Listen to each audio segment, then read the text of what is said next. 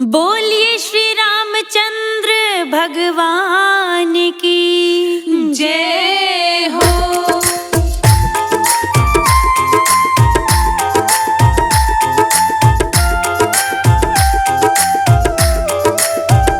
माता के कई को दोष लगावे, राम अपने कर्म बन जावे।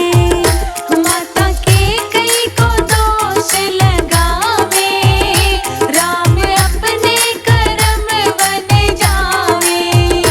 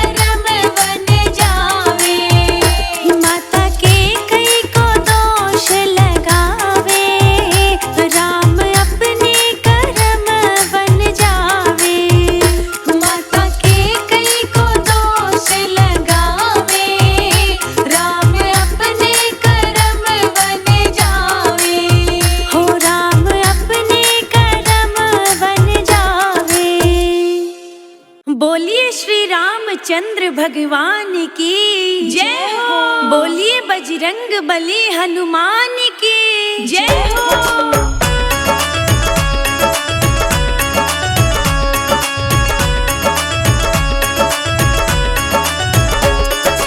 राम राम बोल प्यारे राम राम बोल, राम राम बोल प्यारे राम राम बोल, हाँ राम राम बोल प्यारे राम राम बोल, हनुमान जी को पाना है तो राम राम बोल, राम राम बोल प्यारे राम राम बोल, हनुमान जी को पाना है तो राम राम बोल।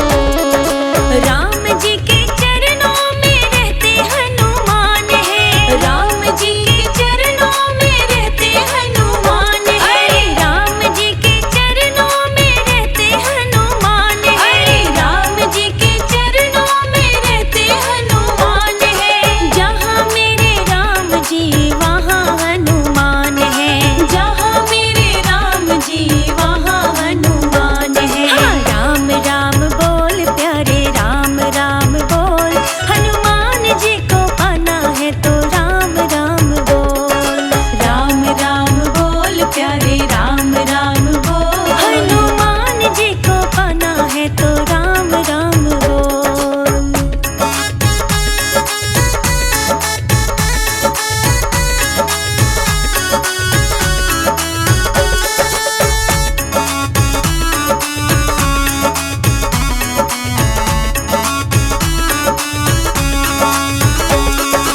युग युग से राम हनुमान जी के साथ है, युग युग से राम हनुमान जी के साथ है, अरे युग युग से राम हनुमान जी के साथ अरे है, युग युग से राम हनुमान जी के साथ है, वीर हनुमान के सर राम जी का हाथ है, वीर हनुमान के सर राम जी का हाथ है, हाँ राम राम बोल प्यारे राम राम बोल, हनुमान जी को पाना है तो राम राम बोल, राम राम बोल प्यारे राम राम बोल, हनुमान जी को पाना है तो राम राम बोल।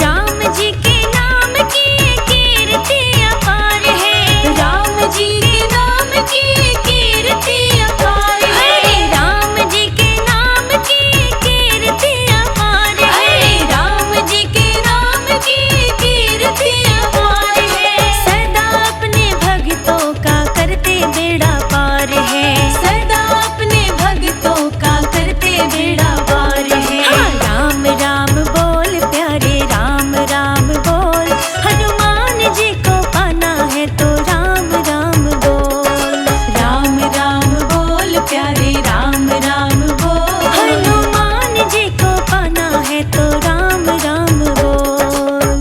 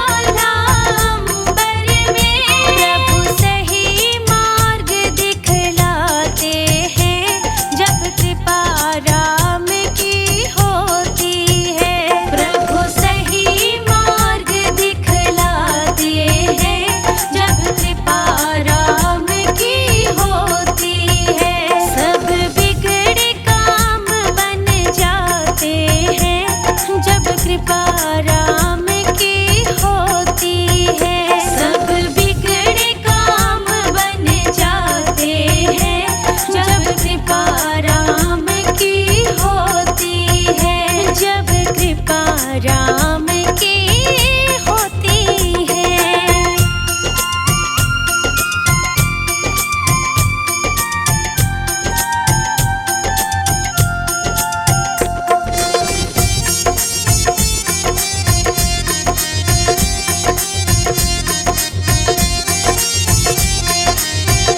हर प्रेम में अखियाँ मीच रहे। हर प्रेम में अखियाँ